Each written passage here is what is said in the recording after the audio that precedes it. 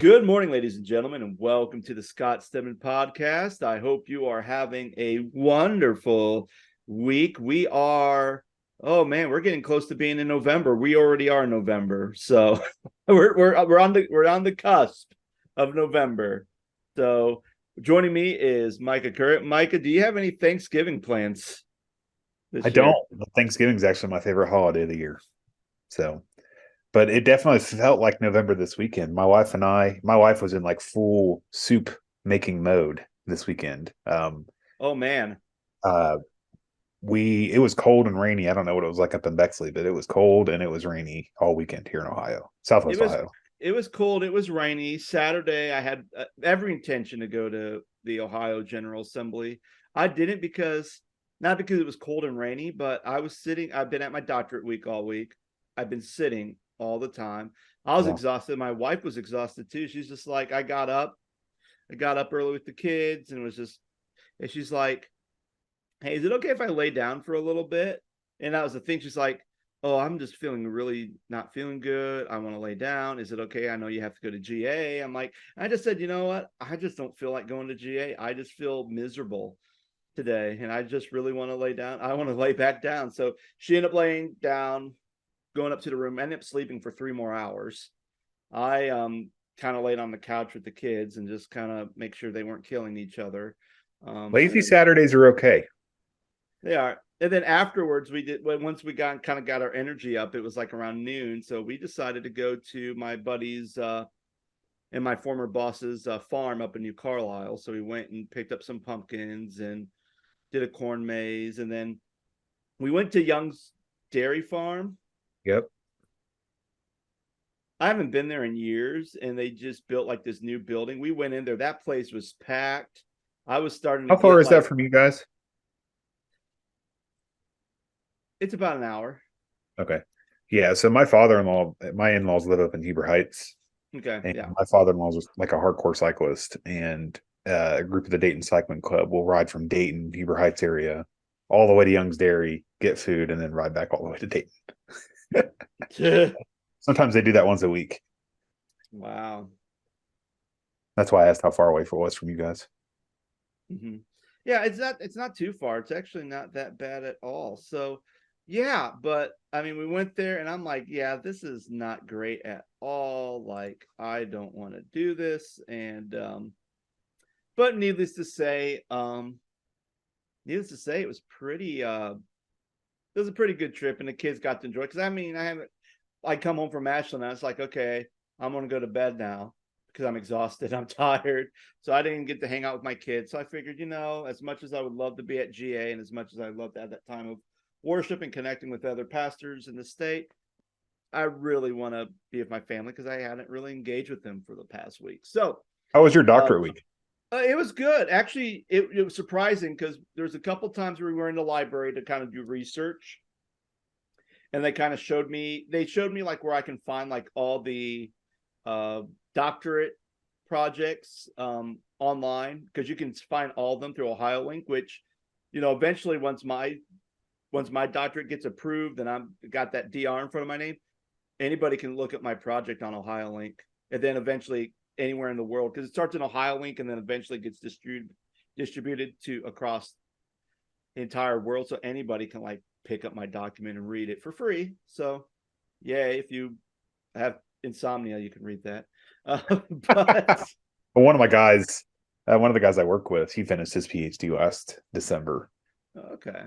He talked about the whole publishing process and how it was available online. And he's like, if you want a snoozer, you can read my dissertation. I was like, man, I'd love to, but Yeah, but the surprising thing is I'm looking through all these and I was finding all these people's dissertations from the Church of God. Like, I was surprised how many Church of God people got their doctorate from Ashland, because it's like Chris Cottrell got his.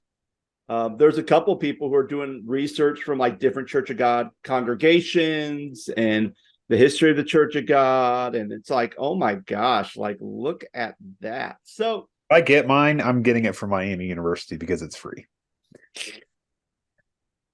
Yeah. But I finish my master's first.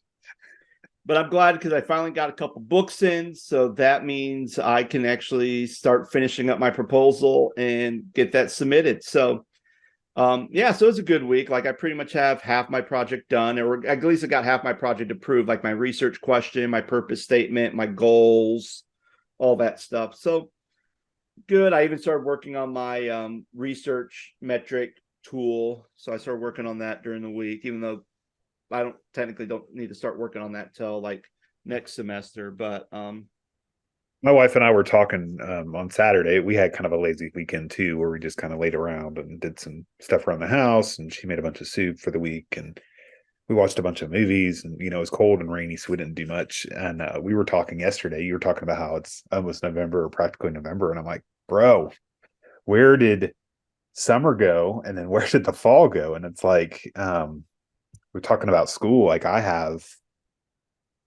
I'm I'm ahead in both of my classes this semester. And so like I think they're done in the middle of November. Like my coursework is done in the middle of November, and I have a sprint course in January and I'm done. Like I can't yeah. believe that I kick myself for not doing this sooner. God's timing is perfect, and Oh yeah.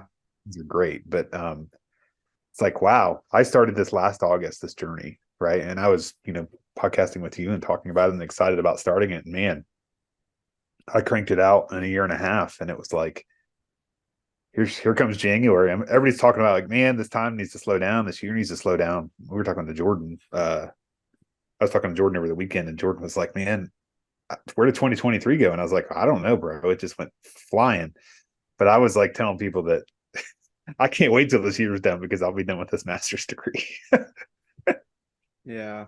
Thankfully, I don't have a thesis or a dissertation or anything like that. I've done a capstone paper, but I didn't have to do a big research project or dissertation thesis track with this degree. I will if I do the PhD program. Yeah. And I think that's the thing too. Like I think it's just good timing for when I started mine, because it was like kind of towards the end of the pandemic. I've already left the church I was pastoring. It's like, okay, what am I going to do? I'm trying to look for jobs, can't find anything at this point because everyone's still kind of cautious or whatever the case may be. And it's like, and I know I wanted to do it for years, and Laura goes, well, we'll just do it. I'm like, okay. So I did it, and it happened to work out because right when I did it, there was a bunch of scholarship money. So I got like all the scholarship money. So really it was kind of like a breeze, just to very cost effective for me to go to school. Even if I didn't, So even if I oh, didn't go ahead. retire from Miami, I would be forever indebted to them because of this tuition waiver. I got a $30,000+ master's degree for free. Yeah, absolutely. So that's good stuff. Like, and it's nice when universities do that. Like I mean, even before I started my doctorate, I just liked that with Ashland, I could still access all the research databases. I could still access as an alumni, because most of the time once you graduate, it's like, most of the time you graduate, you don't get any perks. It's more of like, hey, give us money, support your school. But this one, it was like, hey, you could access our research database. Hey, you can audit one class a semester for free. It's like, man, I can audit classes for free. There's a class at Miami that's offered. It's like the history of Star Wars, and I really want to take it. And I think I can audit it for free. Well, there you go. After you're done with your, like, I'm going to take the Star Wars class. All right. But as we kind of move away from academics, I want to talk about media, because I feel like, Micah, I don't know about you, I just feel like across television and film and even streaming, there's just been a rolling increase of Christian media film. It seemed like when the Kendrick brothers came out with was it Facing the Giants? Like, it's like, oh, here's a Christian film that's kind of breaking out, that's going to be in theaters. It's not something that I'm going to get at a Christian bookstore, like straight to VHS or straight to DVD. It's like, oh, it's actually going to be in the theaters.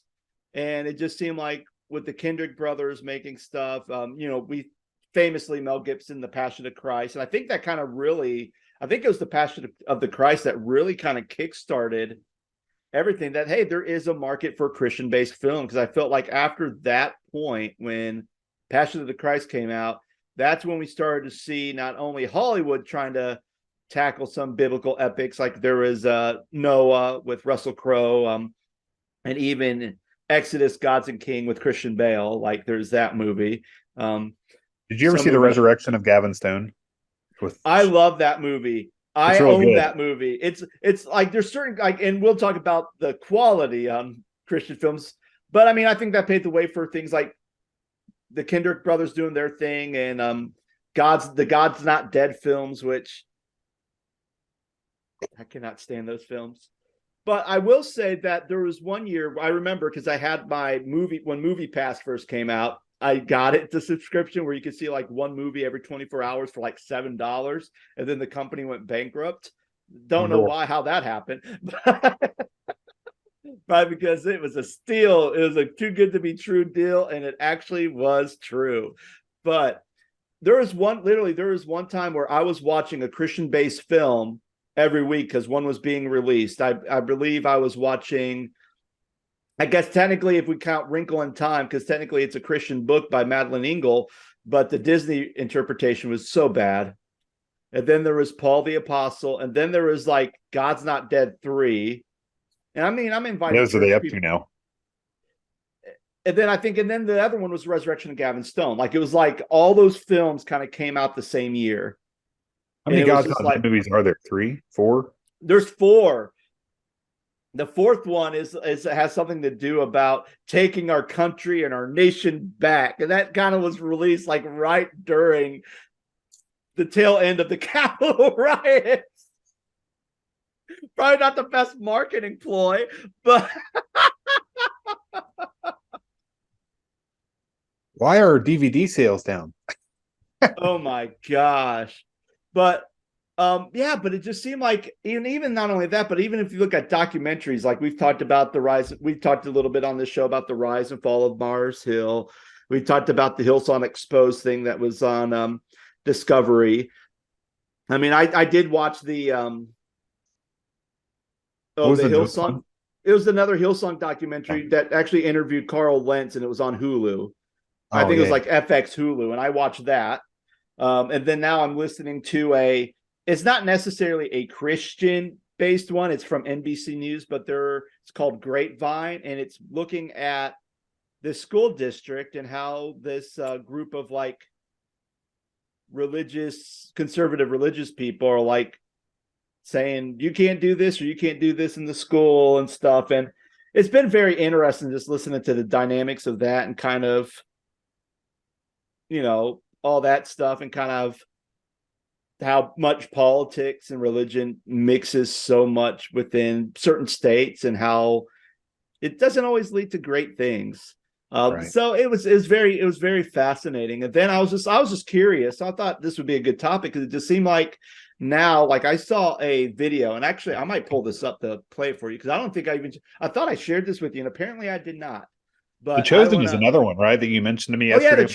Yeah, The Chosen. Like that's had a lot of traction over the last couple of years. And it's not only getting a lot of traction from Christians, but I think there's even like people who are not churchgoers who are very interested in this show too. And I know it got some flack because there was like someone showed like a cameraman or a camera and it had like a pride flag on it, and people started getting all riled up about that. And and then people got riled up because the producers are Latter-day Saints. So they're like, oh, it's not real. It's Latter-day Saints. And I mean, I feel like anytime when something's popular, it's like there's always going to be people within the camp that are going to like criticize this. But this is actually a documentary that's coming out next year. It's a teaser trailer. And I just came across my TikTok and I was like, holy cow, like this is interesting. So I'm going to go full screen. I'm going to share this on our screen. So I'll let you watch it. And but the film is called Safe for the Whole Family, How to Make a Christian Superstar. So yeah, we will go ahead and share that real quick because I don't know how to get the volume to work. Everything's up. I could hear it fine. Oh, because your headphones. Oh my gosh. Well, you could just edit that out. Mark for edit. Edit. No, we'll keep it in because that'll be the story's gone wild. Me messing up something. No, but I'll share that this documentary, and it's called "Safe for the Whole Family: How to Make Christian Superstar." You can find the trailer on YouTube, but it goes in like that at the beginning. From what we did see, was Lee Nash from Sixpence None the Richer, and it's like, oh, how that song "Kiss Me" kind of shot him up into stardom, and now she's rubbing shoulders with like more modern producers and having opportunities to be on late night talk shows. But then we also see people like Matt Thiessen from Reliant K, and there's Jennifer Knapp in here. And it's just like talking about them being in the music industry and how, they had their own successes. But then it also kind of talks a little bit about the dark side of some of the things they've experienced too. And it's like, I watched this and I'm like, oh my gosh. And I feel like, as much as we have like a lot of great things like The Chosen or some of these great Christian films, I feel like just last year, like the movie Redeeming Love came out in theaters, that Francine Rivers book that I remember everybody in at camp, when I worked at camp, every girl was reading that book. Like, oh, I love this Redeeming Love thing. I think my wife likes that book. Oh, is that on your bookshelf? I think so. But like, actually, I just saw that apparently this year there's going to be a documentary coming out called The Asbury Awakening. Shocker. I know. I'm not oh my gosh. No, we're not going to capitalize on something that the Holy Spirit did. How dare we? But yeah, there's always there's also some stuff that looks really bad too. Like, here's one. It's completed. It's not out yet. It says it's called Carlington Castle. Carlington Castle is a Christian Game of Thrones meets Lord of the Rings feature film. A Christian-based Lord of the Rings and Game of Thrones. I'm going to chop off your head, but first, Jesus loves you. Ah! Give me the ring, or you'll die. Give me the ring, or you'll die. My dragon will eat you. But yeah, even like with documentaries, there's been, like, I just kind of pulled it up on like IMDb, and just within the past couple years, we've had the Jesus Music, which is a documentary of talking about kind of these humble beginnings of where these people got their start in creating music over at Calvary Chapel, which I've heard a lot about Calvary Chapel from a lot of my other podcasts, from like not only contemporary Christian music, but even like Christian hardcore, Christian punk. There's a documentary on Netflix called Pray Away, where former leaders of the Pray the Gay Away movement contend with the aftermath unleashed by their actions while survivor seeks healing and acceptance for more than a decade of trauma. There's a movie called Marketing the Messiah, American Gospel, which I'm familiar with that documentary. And then there's also one that's just called JESUSA, which is an in-depth exploration of the relationship between Christianity and American nationalism. So you definitely know what type of but even that, like, I mean, there was the Family that was on Netflix, there was The Keepers. So there seems to be always like a good, and even kind of like that puts Christianity in a very positive light. And then we also have this other side where we see this putting Christianity in kind of a negative light. And I feel like there's just so much now pouring out of Christian media. Sometimes I feel like I just can't keep up with everything. Now, I don't know if that's a good thing, if it's a bad thing, or if I'm indifferent about it, because, well, what's the goal of it? I think that's, yeah. Is it gospel awareness, or is it to make a buck? Well, I think that's kind of the big thing too. Like, I feel like with you just talked about, I'm sorry, you just talked about the Asbury thing, right? Mm-hmm. Like the Asbury thing was like a once in our lifetime kind of event that happened, and the fact that people were trying to make money off of it less than a year later is just kind of questionable to me. It is, and I think that's always the thing too, because like with documentaries don't make a lot of money. They just don't. Like, they don't make a lot of money at all. Now, movies, however, their goal is to make lots of money because you're putting in a lot of money. So something like The Chosen, I believe that the goal of The Chosen is to tell the story of Jesus. Yeah. I don't think they're there. I don't think they even thought that it was going to become this big, huge hit that they thought it was going to become. But it has been because they had a goal of, hey, we want to kind of, and I think it's a way, well, how can we present Jesus in a kind of an authentic light? Like, it's not like Jesus is saying anything that's, that's like, oh, Jesus didn't say that. Or I think they just do a kind of a good job of kind of navigating, but also taking some creative liberties with tastefulness, with respect, I believe. Because if they were taking creative liberties without respect, then I think a lot of times people would definitely be condemning it and protesting it and banning it and and burning all copies of The Chosen. Cancel your subscriptions. But yeah, I mean, I think that's always the good thing. Like, what's the goal? And I mean, one documentary that's on this list was Strange Negotiations. It's the story of David Bazan. And Oh, I've no. watched that twice. If you don't know who David Bazan is, he's the guy who created the band Pedro the Lion, kind of like a Christian folk band that's been around. But he kind of has his own crisis of faith. And it's basically that journey of him having this crisis of faith. And it's interesting because even after talking with the guy who made the documentary, he said even after the documentary, it was interesting because here's David, who is this, grew up in the Assemblies of God, was a pastor's kid, went into the Christian music scene, kind of had this crisis of faith, kind of left and kind of was questioning God. And now it's like he's going back to church and he's kind of reconnecting with his faith. And it's like, oh, so it's stuff like that. What is it with these people that like get some like semi-famous or famous and all of a sudden they have a crisis of faith? And it's the church and the Christian movement that really brought them to stardom. Like, why do you think that is? Well, I think the problem, and well, I can, and actually the next documentary underneath this is I Survived, I Kissed Dating Goodbye. And it's the guy who wrote the book talking about his experience and his crisis of faith, Joshua Harris. But I feel like my assumption is this. I feel like when you get popular as a Christian artist, right? Or if you're popular, whether you wrote a book or you had a song, I think kind of the big thing is you kind of get put on a platform that you're not expecting to be. Like, I think there's one story, just looking at that trailer I tried to play, to say for Old Man, where there's this girl who's probably like maybe 16, 17 years old, has a record deal and she's singing. And then she kind of talks a little bit how a producer tried to force himself upon her and like sexually assaulted her. And it's like, whoa, wait a minute. Like, what's going on here? And I think the main thing is that either you get thrown into a position, into a leadership or a position of stardom that you're not ready for, or it's almost kind of like you're forced into it, right?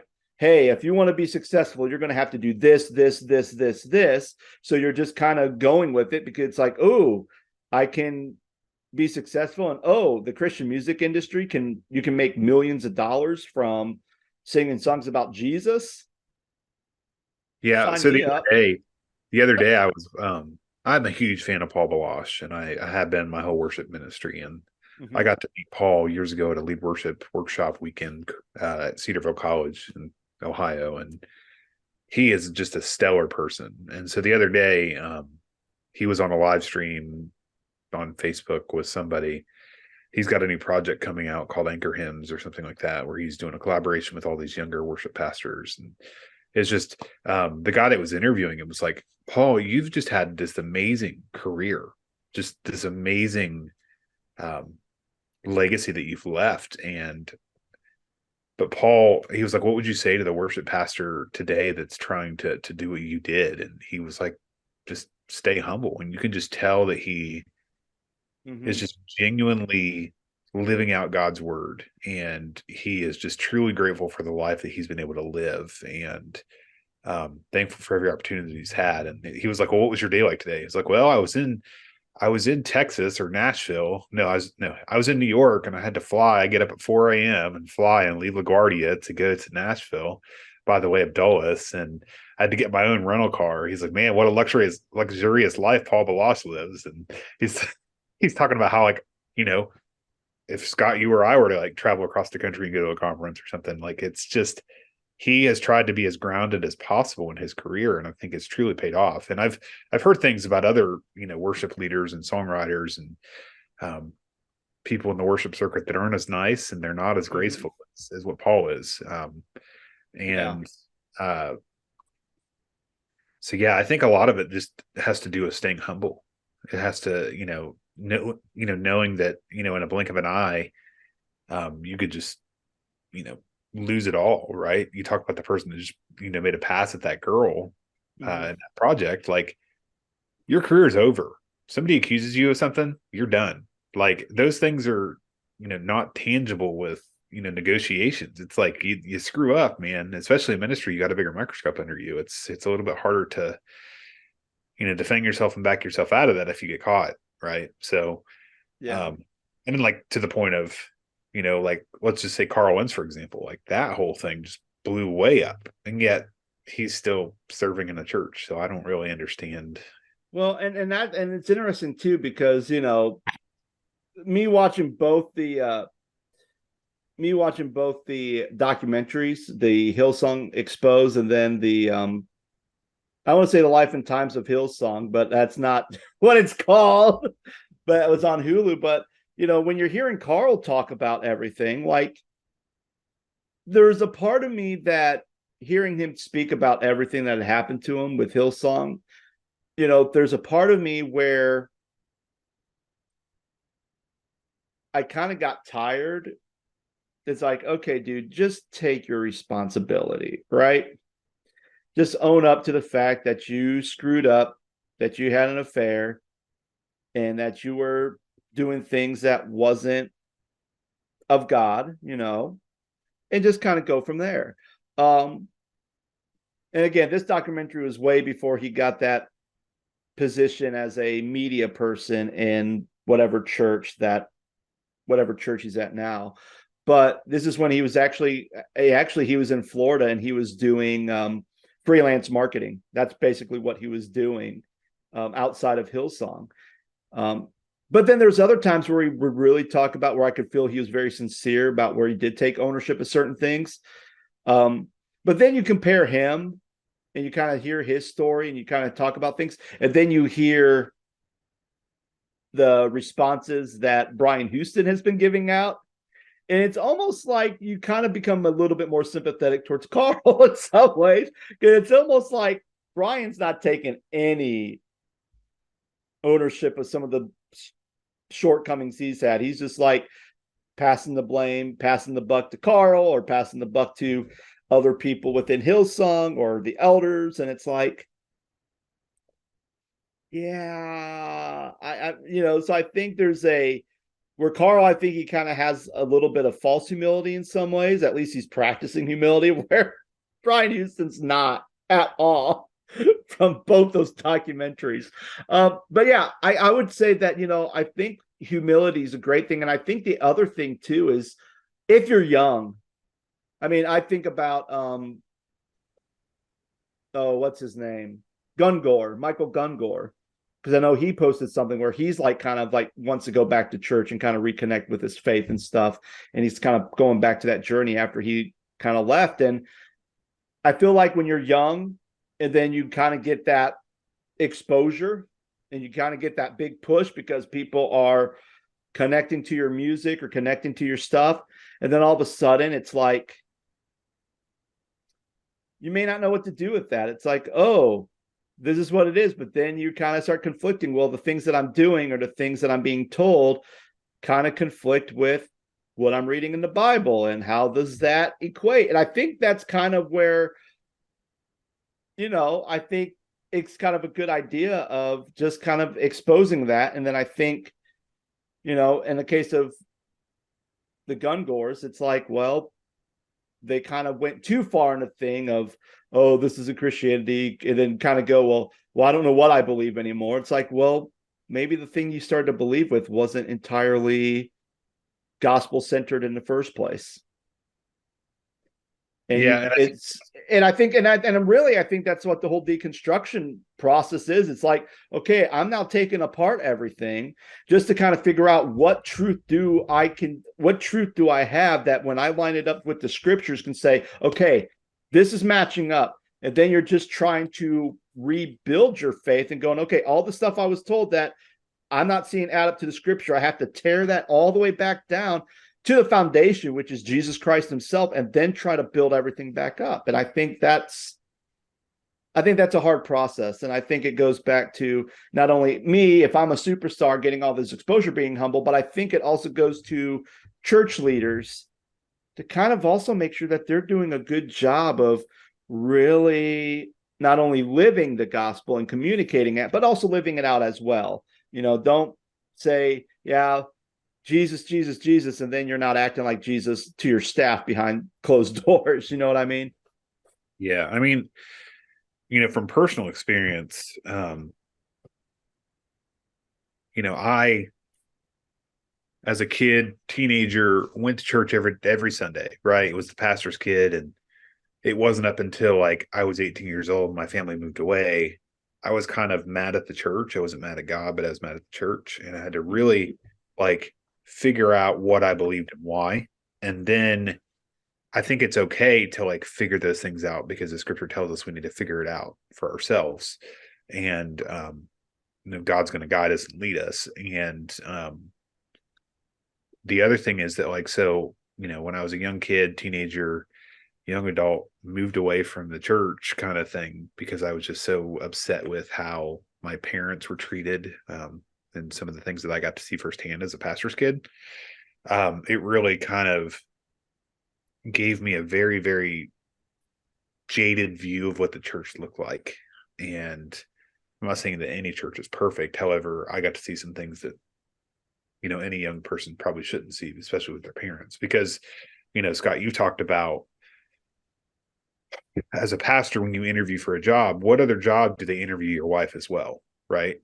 Mm-hmm. I would say I would take that a step further and say your kids, right? Because like this is where you're going to raise your kids and have your kids go to church and Yeah. be a part of that. And so like for me, I got to see a lot of things, because like your kids get to go with you to work essentially, right? They get to see what you see a little bit. Not like some of the bad things, but they may be exposed to some of those things. And then it may leave a sour taste in their mouths growing up later on. And so like, and I think that's kind of what happened to me. And then as a young adult, I finished college and I felt called to ministry and kind of had this profound moment and got back involved with the church and spent over a decade leading worship and doing ministry and pastoring and nonprofits. And I got really burnt out. And it wasn't the relationship with Jesus, and it wasn't, theology. It wasn't, it wasn't a crisis of faith. It was burnout and trauma and hurt from the church. Mm-hmm. And, it's ironic that pastors are the first people that feel that. I'm not saying that lay people don't, but, pastors not only have to feel it, but they have to walk alongside the people that are going through it. And there's a lot of woundedness, a lot of scars. And so like, even thinking over the last year of my life, like it's, in all honesty, it's nice on some Sundays to say, hey, Alicia, do you want to go to church today? No, I just want to stay in bed. Great. We can watch something online, or I can watch a sermon later or listen to it. But, all that to say that like, it's interesting to see how these people that have, made significant money and rose to stardom over the years, get too big, big of a head, and then they get in trouble and have a crisis of faith. On the other side, I have friends that work at large churches, and Scott, you never know that they did. And, they work at churches of thousands of people and make a killing, salary wise. And they're, blessed. The church is blessed financially. They have, stellar venues, the lights, the sound, the audio, the 300 staff members, and, all these things that, you or I have ever dreamed of, because, like we said a couple of weeks ago in an episode, we're the guys that go in on Sunday mornings and turn the lights on and make sure the slideshow is ready to go and run rehearsals. And Scott, sometimes you're playing drums on Sunday and, you don't know until about 30 minutes before. But it's like, it's kind of crazy, that parallel. But go ahead. I'm sorry, I kind of got off on a little. No, you're fine. You're fine. But yeah, I'd agree with everything you're saying. Like it's when we again kind of steering the thing back to Christian media, like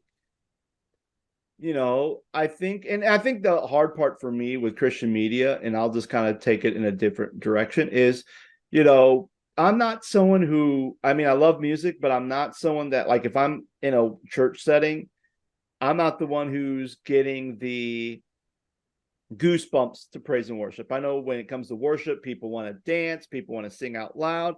And for me, and people can kind of get moved, whether it's moved by their emotions or moved by the Holy Spirit. Like, and I think that's something that, is fine, because it's kind of letting them connect to God in a way that they can connect with music or connect.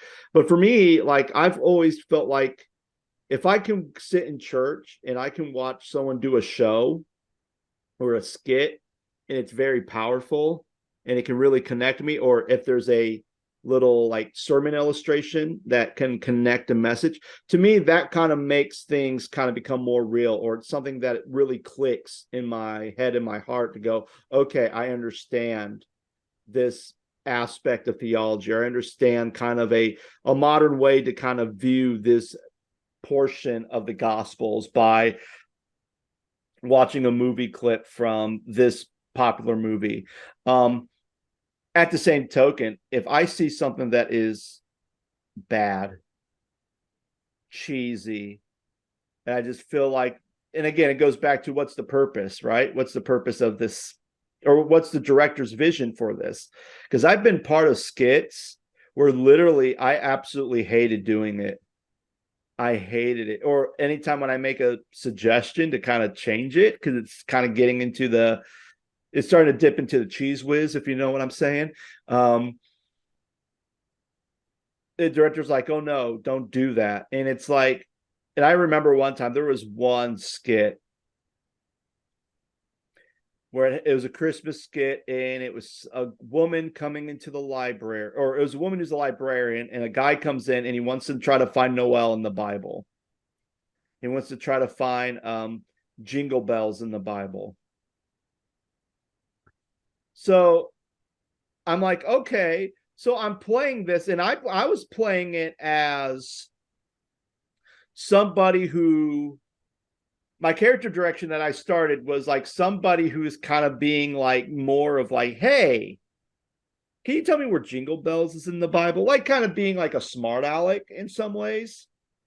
And then allowed that opportunity for the librarian to kind of say, oh, here, let's really look at what's in the Bible. Because it was written kind of, you could go it that way. But the director wanted me to make this very comedy. Like I didn't know what was in the Bible. And I really literally thought that jingle bells was in the Bible. And I remember sitting at home, going through my lines, going through my actions and memorizing everything. And I remember I would say my line, and at the end of each line, I would look at my wife and I go, I'm stupid. Like I did it. I felt like I was like the biggest idiot in the world going to this librarian. Like I must be the stupidest man in the world, because some of the stuff in here, like clearly, like where's Rudolph the Red-Nosed Reindeer? Duh. Like, and I hated it. I hated it so much. And the director wanted me to be this like hillbilly buffoon. And I'm like, no. I feel like it's going to be so cheesy that people are just going to think this is a comedy sketch and the real message is going to get lost. And I feel like sometimes that's like a lot of Christian media. It's like, here's all this dumb stuff that no one really cares about that's going to take most of the people's attention, and now we're going to slide a little bit of the gospel in there. It's like, here, give me a cheesecake, and then we have one piece of broccoli in the center, so at least I ate my vegetables. Oh, and I think that's why The Chosen has been really popular and received well, because Yeah, it's been a very good absolutely. portrayal of what biblical characters look like. That, and then even like, we mentioned the resurrection of Gavin Stone, which I thought that film had its comedic moments, but I thought that entire film was really good.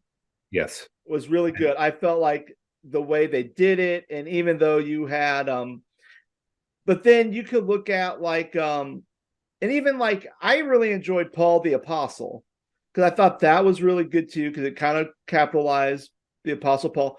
But then when we start getting into the God Not Dead films, I just feel like a lot of that is just playing off stereotypes. And if I had to pick like my favorite God's Not Dead film, it would probably be the second one, and only because they actually had some good actors in there that made it palatable. Because the other two, there was like maybe one key good actor, and everyone else was just awful. And I could tell they had zero acting experience whatsoever. I think I only ever saw the first one. Did you see the first one because you kept getting texts from your friends that said hashtag God's Not Dead? No, I think Because that was the big marketing. Every time on Facebook or even in my text message, I kept getting, God's not dead, he's surely alive. I'm like, what in the world why am I getting all these text messages? Why is this popping up on my Facebook feed? And then I went and saw the first God's Not Dead film. I go, oh, that's why, because they're telling you at the end of the film to text everybody you know that God's not dead. I think I saw it at a church function, and I remember just being devastated when that girl who had a Muslim background renounced her faith to be Christian, and her family basically denounced her and beat her. Yeah, but I feel like with the God's Not Dead, like there were so many sub stories, and I felt like that was probably the strongest one. I think that was the one that I probably had a more connection with, not because it was the situation of a Muslim becoming a Christian and her family renouncing her, but more of just how that was directed and how that was acted out was actually authentic in some ways, where I felt like some of the other stuff was just like it still bothered me when the atheist professor finally decides to get right with Jesus, and he starts kind of getting into becoming Jesus, and he goes to a Newsboys concert to go find his wife that's like left him, and he wants to like reconcile with her, and it gets hit by a car and dies. Like, but then that African, oh, sorry, spoiler alert. But then that African shaman guy's there, and he's like leading him to Christ while he's dying on the road. He's like, oh, God is good all the time. All the time, God's good. It's like the dude was trying to reconcile with his wife. He was already there. Why do we have to hit him with the car? Dramatic effect, Scott. Dramatic effect. Dramatic effect. Yeah, dramatic effect in the wrong way. Like maybe go, man, I was kind of starting to get invested in this film, and you just totally ruined it for me. It's like Jordan. It's like Jordan and Morbius. Oh. We're not going there, but yeah, I think when we think about and so for me overall, when I look at it, I really like that we're seeing religious stories kind of coming out more. Yeah. Not just let's retell the Bible in a different way, but even just, like the Resurrection of Gavin Stone, like very good, very well-written script, very well acted. Everybody did a great job with that. It also was produced by WWE Films because Shawn Michaels is in it. So it's like, oh, cool. It's probably one of my favorite WWE film movies out there because some of the other ones are kind of not great. The Marine. Yeah, The Marine, 1, 2, 3. We're like on 7 now. Oh, gosh. Goodness. But anyway, yeah, I really like it. Even the documentary stuff. Like, I think the documentary, say, for the whole family, the making of a Christian superstar, I'm probably going to watch it. And I'm probably, I may like it too. I know there's that's something someone else was telling me that they watched that, what is it?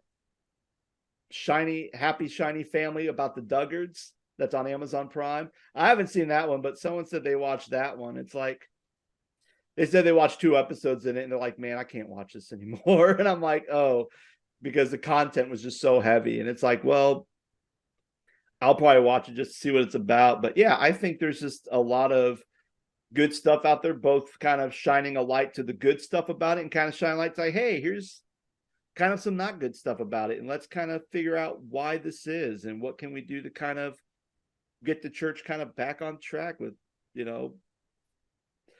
being biblical and everything we do, which I think that's kind of what the American gospel documentaries are trying to do with preaching. But even there's some bias there too, which I'm like, yeah, There's definitely some bias here. How do you feel about churches showing them in church? Okay. Um, I will tell you this, and I'm going to be blunt. I'm okay with them showing it in church. What I'm not okay is when the film company wants the church to pay $500 or $600 for them to show it one time. To me, that's How are they going to know? Well, true, but if someone, I mean, but that's the thing. Like, if someone rats them out, then it becomes a multi-million-dollar lawsuit. Because I've heard that happen, at least in a church in Texas one time, where someone played a film and they didn't have the rights in. Multi-million-dollar lawsuit. And I think my big frustration is this: if I go to, like, the CVLI license and I buy the entire license product of all these different films, and especially, like, let's say, like, the God's Not Dead. I won't even say God's Not Dead, but I know the Kendrick brothers, like, Sony was their distributor. So it's like, oh, cool. I can play, like, War Room with my video license because Sony's a part of it. And then right at the very beginning, it says, you must buy a license from us. Any other license you have does not count. And I'm thinking, why am I playing this movie? For me, that's just kind of a big, like, I don't know. I feel like, again, that's kind of getting greedy too. And I know you want to pay the people who worked on the film. And I wouldn't mind paying the price if it was like I couldn't act, if it wasn't under my license that I already have. But the fact that I have something that is under my license, but this film's telling me I can't use that license because they want me to pay into their own license and pay $500, $600 to $800 just to show it one time. It's like, for a church of 50 people, I'm not paying $800 to watch War Room. I'm sorry. If that case, I'll just say, hey, everyone from church, we're just going to watch this film. And we're just not going to try to do it as an outreach thing because I don't want to get sued in case if someone reports us. So that's how I feel about all that. Well, especially with streaming now, like, you could pull up Netflix and watch something. Yeah. Yeah, you can pull up a lot of things and watch it. And that's just where I think is ridiculous. Like, so that's the thing. Like, I don't mind churches playing movies in their churches or trying to do like a big outreach event. Like, hey, let's go and let's gather together. And What if our watch small Chosen. group, Scott? What if our small group like did it at, like Alicia and I were hosting a small group and we wanted to show God's Not Dead in our home and we threw it up on Netflix? And see, that's the difference. And that's the difference because the way it says, a lot of times these video packages, they always say, well, this video, you can watch it for home use. So you watching God's Not Dead in your home is okay. But if you decide to take your small group and watch it in one of the classrooms at the church, then you're going to have to pay a licensing fee. Greedy. Yeah. I kind of feel the same way you do. Or even like, oh, this is the church copy of God's Not Dead because the church bought it. But still, even they say, no, you can't do that because it's for home use. All these movies, all these DVDs, when you get the FBI warning, it says it's for home use. And they throw that disclaimer, this is for home use. Any church use, you're going to have to pay a licensing fee. So even if the church, on the church credit card, in the church's name, bought God's Not Dead, and you played it,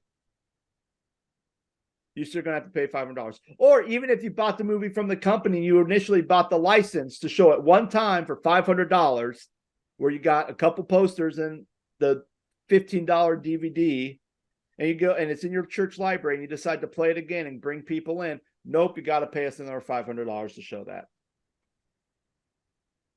Yeah. Like see, to me, I feel like that's when it's like a little greedy, especially if you already have like an umbrella license that kind of covers all these other films, both Christian and non-Christian film companies that you can play. And you're saying, no, sorry, you cannot play this film because it's not under our license. Like, that's when I kind of go,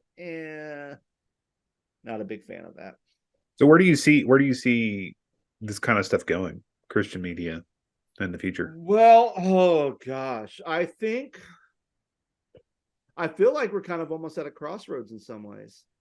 Yeah. Because I think we've kind of had this huge influx of Christian media, some good, some bad. But now I feel like you're going to get into stuff where, like, The Last God's Not Dead, which, oh my gosh, I forget what, I think it's called Injustice for All. And I told you how it kind of came out right around the Capitol riots. So you have that one, right? But then you can have another Christian film like, say, For the Whole Family, where it's talking about kind of the how these people rose to superstardom in the Christian music industry, and kind of the evils it took, or kind of the successes and evils it took. So you're going to kind of have this thing where you're going to have people who are trying to be very authentic and very raw about something, whether it's something good, like the other Christian music documentary talking about Calvary Chapel in California, and how all these Christian bands and artists kind of came from that. And, let's talk about this historical site that launched off all these different Christian bands from there. Let's talk about that. And that's a great thing. Versus, here's the ugly side of the Christian music industry. And I think you're at that crossroads where now, especially with the political turmoil, like, are films going to be authentic, or are films going to kind of buy to their own audience? Are they going to kind of say, hey, God in America, it's a great thing, and people are going, God in America is not a great thing. Here's all the evil that has come from it. So I think we're kind of at a crossroads where I'm not really sure where it's going to go. Like, I don't know if we're going to get more content and it's just going to be more of us trying to separate it, or are we going to kind of see a little bit more less content, but we're going to see more quality? Because already I saw that there was a spoof from the Creation Museum called Night at the Creation Museum, based off the Night at the Museum series, and it's sitting at like 1 star. And the other ones, and then the Night at the Ark Encounter is a 0.5 star. So they're very bad films. Well, I guess the reason I asked is because we've talked on Nerd Talk with Jordan Halstead before about just the oversaturation of content, right? Whether it's Marvel, whether it's Star Wars, DC, whatever the genre. We just live in a society nowadays where